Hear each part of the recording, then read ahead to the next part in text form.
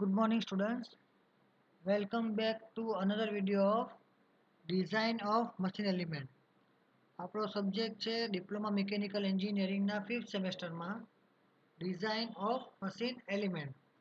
હવે લાસ્ટ લેક્ચરમાં આપણે રિવેટની ડિઝાઇન કરતા શીખી ગયા હતા. આપણે એક્ઝામ્પલ સ્ટડી કર્યા હતા.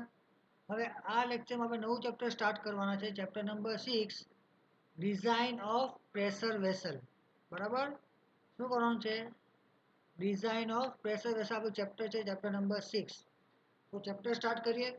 તો પહેલાં આપણે જોઈએ ઇન્ટ્રોડક્શન. તો in various industry variety of vessels are used for different purpose. Water storage tank, boiler, condenser, oil storage tank, heat exchanger, LPG cylinder, etc. તો અલગ અલગ કંપનીમાં different type of vessels use થાય છે અલગ અલગ કામ માટે. જેમ કે વોટર સ્ટોરેજ ટેન્ક માટે, બોઇલર માટે, કન્ડેન્સરમાં યુઝ થવાનું, ઓઇલ સ્ટોરેજ ટેન્કમાં યુઝ થાય, હીટ એક્સચેન્જર્સ છે કે એલપીજી સિલિન્ડર છે, એ બધામાં શું કહે છે આપણે વેસલ્સને યુઝ કરવાના છે. તો આ બધા જે આપણે નામ જોઈ ગયા એ બધા એક્ઝામ્પલ છે આપણા પ્રેશર વેસલના. In pressure vessels fluids are stored with the required pressure for the necessary process. Pressure વેસલમાં શું કરવાનું છે આપણે આપણા ફ્લુઇડને આપણે પ્રેશરથી સ્ટોર કરવાના છે એને નેસેસરી પર્પઝ માટે. બરાબર. Thus, the vessels which are subjected to internal and external pressure of the fluid and used to store or process them are known as pressure vessel. તો પ્રેશર વેસલ કોને કહેવાય? તો એવા વેસલ કે જેમાં મારા ફ્લુઇડના કારણે એક્સટર્નલ અને ઇન્ટરનલ પ્રેશર બંધો લાગવાનું છે ને આપણે એને શું કરીશું, કાં તો સ્ટોર કરવા માટે કાં પછી કોઈ પ્રોસેસ કરવા માટે આપણે શું કરશું, એને યુઝ કરશું વેસલને. તો એ જે વસ્તુ છે એને કહેવાશે આપણે પ્રેશર વેસલ. બરાબર. પછી નેક્સ્ટ આવે છે એપ્લિકેશન્સ ઓફ પ્રેશર વેસલ. તો પ્રેશર વેસલનું એપ્લિકેશન શું? બરાબર. તો pressure vessels are widely used in the process industries like chemical industry, dairy, food processing industry, fertilizer industry, sugar factories, oil refinery, oil and natural gas industries, power plant, etc. આ pressure vessel છે એ process ઇન્ડસ્ટ્રીઝમાં બહુ બધી જગ્યાએ use થાય છે. Chemical industry આવી ગઈ, dairy food processing industry આવી ગઈ, ફર્ટિલાઇઝર ઇન્ડસ્ટ્રી આવી ગઈ, સુગર ફેક્ટરીઝ આવી ગઈ, ઓઇલ રિફાઇનરી ને ઓઇલ અને નેચરલ ગેસ ઇન્ડસ્ટ્રી છે, પાવર પ્લાન્ટ છે. આ બધી જગ્યાએ આપણે પ્રેશર વેસલની બહુ વધારે જરૂર પડે છે. Main applications of pressure vessel are listed below. To store and process water, gas, acid and various chemicals in the liquid or gaseous form. તો શું કહ્યું કે સ્ટોર કરવા માટે કે પછી પ્રોસેસ કરવા માટે પાણીનું, ગેસનું, એસિડનું ને અલગ અલગ કેમિકલ છે એ લોકોનું, કાં તો લિક્વિડના ફોર્મમાં કાં પછી ગેસના ફોર્મમાં.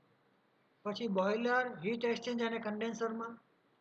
બોઇલરના અંદર યુઝ કરશું આપણે પ્રેશર વેસલનું, હીટ એક્સચેન્જરમાં યુઝ કરશું અને કન્ડેન્સરમાં યુઝ કરશું. As a receiver tank for compressed air in air compressor. કે આપણો જે એર કમ્પ્રેસર છે એમાં કમ્પ્રેસ એરને રિસીવ કરવા માટે એઝ અ રિસીવર ટેન્ક તરીકે આપણે કામ યુઝ કરશું પ્રેશર વેસલનું. As a cylinder in case of steam engine, automobile engine, air compressor etcetera. આપણે સિલિન્ડર તરીકે યુઝ કરશું સ્ટીમ એન્જિનમાં, ઓટોમોબાઈલ એન્જિનમાં કાં પછી એર કમ્પ્રેસરમાં.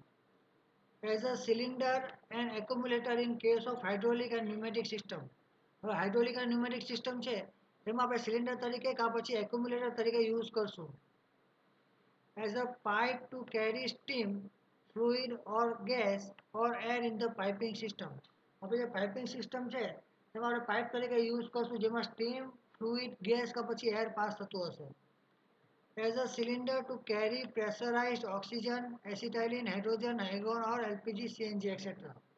હવે પ્રેશરાઇઝ્ડ ઓક્સિજન હોય, એસિટાઇલિન હોય, હાઇડ્રોજન હોય, આર્ગોન હોય, એલપીજી કે સીએનજી હોય, એ લોકોને કેરી કરવા માટે આપણે યુઝ કરશું એઝ અ સિલિન્ડર. બરાબર. તો આ બધા છે આપણા એપ્લિકેશન પ્રેશર વેસલના. એપ્લિકેશન જોઈ ગયા, પ્રેશર વેસલ કોને કહેવાય એ બી જોઈ ગયા. હવે આપણે જોઈ જાય ક્લાસિફિકેશન ઓફ પ્રેશર વેસલ. તો ક્લાસિફિકેશન શું આવે છે પ્રેશર વેસલ? તો એ અલગ અલગ ટાઈપમાં આપણે ક્લાસિફાઈ કરી શકો છો, બરાબર. તો ફર્સ્ટ આવશે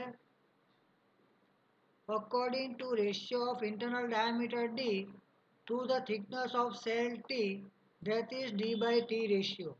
તો d by t રેશિયો ઉપર તેનું ક્લાસિફિકેશન થાય, જ્યારે d એટલે શું છે ઇન્ટરનલ ડાયામીટર ને t એટલે શું છે થિકનેસ ઓફ ધ સેલ. જો t by t રેશિયો છે એ 10 કે પછી 10 કરતાં વધારે હોય તો એને કહેવાય thin cylinder. d by t ratio છે એ 10 કે પછી 10 કરતાં વધારે હોય તો એને કહેવાય થિન સિલિન્ડર. ને d by t રેશિયો છે તે લેસ કરતાં 10 કરતાં ઓછું હોય તો એને કહેવાય thick cylinder. Separate design procedure is adopted for thin and thick cylinder. તો થિન સિલિન્ડર ક્યારે કહેવાય, જ્યારે ડી બાય ટી રેશિયો છે તો 10 કે પછી 10થી વધારે છે. ને થિક સિલિન્ડર ક્યારે કહેવાય, જ્યારે ડી બાય ટી રેશિયો છે તો 10 કરતાં ઓછો હોય ત્યારે. થિક સિલિન્ડર અને થિન સિલિન્ડર માટે અલગ અલગ ડિઝાઇન પ્રોસિજર છે, બરાબર. પછી આવશે અકોર્ડિંગ ટુ જીઓમેટ્રિક શેપ, કે મારા સિલિન્ડરનો શેપ કેવો છે. તો એમાં આવશે સિલિન્ડ્રિકલ, સ્પેરિકલ, કોનિકલ કાં પછી આવે ઇલિપ્ટિકલ. તો આપણે આને ફિગરમાં જોઈ જાય તો ફિગરમાં તમે જોઈ શકો છો સિલિન્ડ્રિકલ સેલ આવું આવશે, બરાબર, એઝ અ સિલિન્ડર કેપ્સ્યુલ તરીકે. પછી આવશે સ્પેરિકલ, એટલે કે આખો બોલ જેવો છે સર્ક્યુલર. પછી કોનિકલ, કે જેમાં ક્રોસ સેક્શન છે તે વેરી થતો હશે ઇનલેટ આઉટલેટમાં. પછી આવે એલિપ્ટિકલ, કે જેનો સાઈડ વ્યૂ જો તો તમને એલિપ્સ તરીકે દેખાશે, એને કહેવાય એલિપ્ટિકલ પ્રેશર વેસલ, બરાબર.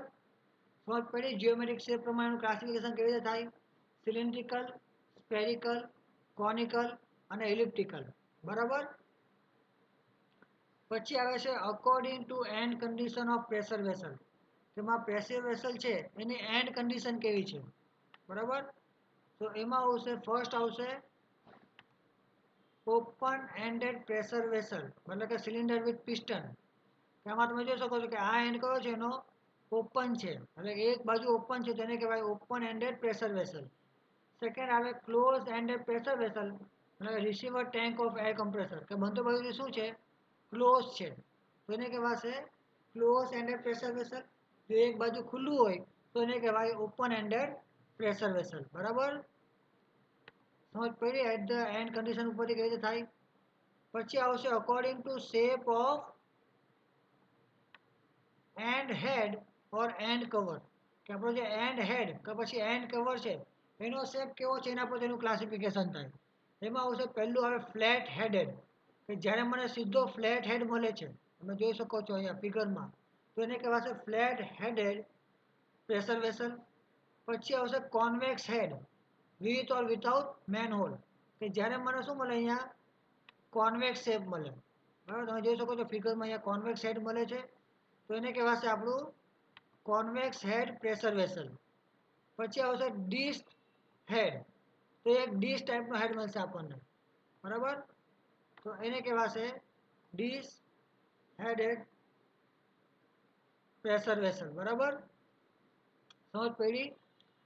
પછી આવશે according two direction of fluid pressure acting on the wall of vessel, કે આપણા જે વેસલનો વોલ છે એના પર મારા ફ્લુઇડ પ્રેશરનું ડાયરેક્શન કઈ બાજુ લાગે છે. તો એમાં આવશે pressure vessel subjected to internal pressure ને pressure vessel subjected to external pressure. જો અંદરથી પ્રેશર લાગતો હોય ફ્લુઇડનો તો એને કહેવાય pressure vessel subjected to internal pressure, અને જો બહારથી પ્રેશર લાગતો હોય તો એક્સટર્નલ પ્રેશર કહેવાશે, બરાબર. પછી છે according to working condition or service consider, તો અનફાયર્ડ પ્રેશર વેસલ, એટલે કે compressor, air receiver tank, storage tank et cetera, કે જેમાં આપણે ફાયર નથી કરવાના. પછી આવે ફાયર પ્રેશર વેસલ, જેમ કે બોઇલર, બરાબર. પછી according to type of joint use for the fabrication of vessel, એમાં આવશે રિવેટેડ પ્રેશર વેસલ અને વેલ્ડેડ પ્રેશર વેસલ. તો આ છે આપણા પ્રેશર વેસલનું classification based on different conditions, બરાબર. સમજ પડી ક્લાસિફિકેશનમાં. હવે આપણે જોવાના છે consideration for the design of pressure vessel. આપણે જ્યારે પ્રેશર વેસલ ડિઝાઇન કરીએ છીએ તો આપણે કયા કયા કન્સિડરેશન્સ જોવાના છે. તો main considerations for the design of pressure vessel, તો as discussed earlier pressure vessels are widely used in process industries. શું કીધું આપણે, તો વગાડી વાત કરી ગયા એ પ્રમાણે આપણું જે પ્રેશર વેસલ છે એ પ્રોસેસ ઇન્ડસ્ટ્રીઝમાં બહુ વધારે યુઝ થાય છે. Fluid with high pressure may be stored and processed in the pressure vessel. આપણે પ્રેશર વેસલમાં આપણે ફ્લુઇડ છે એને હાઈ પ્રેશરે સ્ટોર કરશું કાં પછી એના પર કોઈ પ્રોસેસ કરશું, બરાબર. The possibility of failure of pressure vessel may be due to brushing which may cause an accident and financial loss. હવે શું કીધું કે આપણા પ્રેશર વેસલમાં પોસિબિલિટી છે ફેલ થવાની બર્સ્ટિંગના કારણે, જેના કારણે એક્સિડન્ટ થઈ શકે છે અને બહુ બધો લોસ બી થઈ શકે છે. તો કેના કારણે થઈ શકે? તો because of chemical effect of the fluid, બરાબર, કે ફ્લુઇડ છે એના પર કોઈ કેમિકલ ઇફેક્ટ થતું એના કારણે ફ્લુઇડ છે તો શું કરવાનું, પ્રેશર વેસલની વોલ પર કોઈ કેમિકલ ઇફેક્ટ કરે એના કારણે એમાં ચાન્સીસ છે ફેલિયર થવાના. The vessels are subjected to corrosion and cause the weakening of the cell plate. શું થાય? કેમિકલ ઇફેક્ટના કારણે શું થવાનું? કોરોઝન થવાનું મારા સેલનું, જેના કારણે શું થશે? મારી જે સેલ પ્લેટ છે, સેલની પ્લેટ એ વીક થઈ જવાની. To prevent the failure of the vessel, it is required to design them carefully. આનું ફેલિયર નહીં થાય એના માટે આપણે જે પ્રેશર વેસલ બનાવ્યો છે તેની ડિઝાઇન શું કરવી પડે? કેરફુલી કરવી પડે. Following considerations are made for the design of pressure vessel. તો જ્યારે આપણે પ્રેશર વેસલ ડિઝાઇન કરીએ તો નીચેની આપણે કન્સિડરેશન જોવાની છે. ટોટલ 6 ટાઈપની કન્સિડરેશન્સ છે. શું કીધું? પહેલું આવશે material of the cell must be capable to resist the fluid pressure, thermal load and corrosion. પહેલું શું કન્સિડર કર્યું આપણે કે આપણે જે પ્રેશર વેસલ બનાવવાના છે એનું જે સેલ છે એનું મટીરિયલ આવે ને એ મટીરિયલનું કેપેબિલિટી હોવી જોઈએ કે ફ્લુઇડના પ્રેશરને, થર્મલ લોડને અને કોરોઝનને રેઝિસ્ટ કરી શકે, એટલે કે ફ્લુઇડના પ્રેશરને સહન કરી શકે, થર્મલ લોડને સહન કરી શકે ને કોરોઝનને દૂર કરી શકે, બરાબર. Different types of stress induced in the vessels are determined and suitable safety factor is to be adopted. હવે આપણું જે સિલિન્ડર છે કે પ્રેશર વેસલ છે એના પર કયા કયા સ્ટ્રેસ લાગે છે એ આપણને ખબર હોવી જોઈએ. હવે એ બધા સ્ટ્રેસીસના ઉપરથી આપણે ડિટરમાઇન એટલે કે નક્કી કરવું પડે કે ફેક્ટર ઓફ સેફટી આપણે કેટલી રાખવાની, બરાબર, સુટેબલ ફેક્ટર સેફટી રાખવાની. Based on the geometry of the vessel and various connections, stress concentrations take place which is required to be properly taken care. આપણે શું કરવાનું છે? પ્રેશર વેસલની જીઓમેટ્રી પ્રમાણે એને બનાવવા માટે પછી જીઓમેટ્રી મેળવવા માટે આપણે અલગ અલગ કનેક્શન્સ કરવા પડે. હવે આપણે જ્યારે આ બધા કનેક્શન્સ કરીએ તો સ્ટ્રેસ કોન્સન્ટ્રેશન થઈ જાય, બરાબર. તો આ સ્ટ્રેસ કોન્સન્ટ્રેશનનું આપણે બરાબર ધ્યાન રાખવું પડે, કારણ કે સ્ટ્રેસ કોન્સન્ટ્રેટ થઈ ગયું તો ત્યાંથી ફેલિયર થવાના ચાન્સીસ વધી જાય, બરાબર. To prevent the leakage of the toxic acid, poisonous fluid, etc., efficient leak-proof joint are to be used. આપણે શું કરવું પડે? લીકેજનું ધ્યાન રાખવું પડે કે આપણે જે ગેસ ભર્યો છે, પોઈઝનસ ફ્લુઇડ છે કે એસિડ છે કે જે આપણે ભરેલા છે એ લોકોનું લીકેજ નહીં થવું જોઈએ. તો એના માટે આપણે લીક પ્રૂફ જોઈન્ટ બનાવવા પડે અને એનો યુઝ કરવો પડે, બરાબર, વેસલ બનાવવા માટે. Wherever necessary to prevent the corrosion, the contact surface of the cell is lined with rubber, glass fiber or appropriate anti-corrosive material. હવે આપણે જ્યાં બી જરૂર પડે તો આપણું જે સેલ છે સેલની સરફેસ, બરાબર, જે કોન્ટેક્ટમાં આવે છે ફ્લુઇડના, તો એમાં આપણે કોરોઝનથી બચે એ પ્રમાણે ડિઝાઇન કરવી પડે. જેમ કે આપણે રબરનો યુઝ કરો, ગ્લાસ રબરનો યુઝ કરીએ કે પછી એન્ટી કોરોઝિવ મટીરિયલનો યુઝ કરીએ, બરાબર. To prevent the possible failure of the vessel, suitable safety device like valve, leakage indicating device should be induced in the design.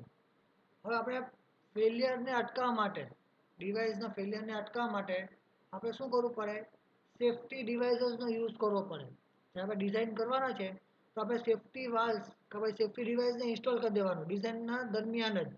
જેમ કે આપણે લઈ લો તો વાલ લીકેજ ઇન્ડિકેટિંગ ડિવાઇસ, કે આપણા વાલ્વમાંથી કે પછી લીકેજ થતું છે કોઈ વેસલમાંથી તો એનું ઇન્ડિકેશન આપે એવું ડિવાઇસ મૂકી દેવું પડે.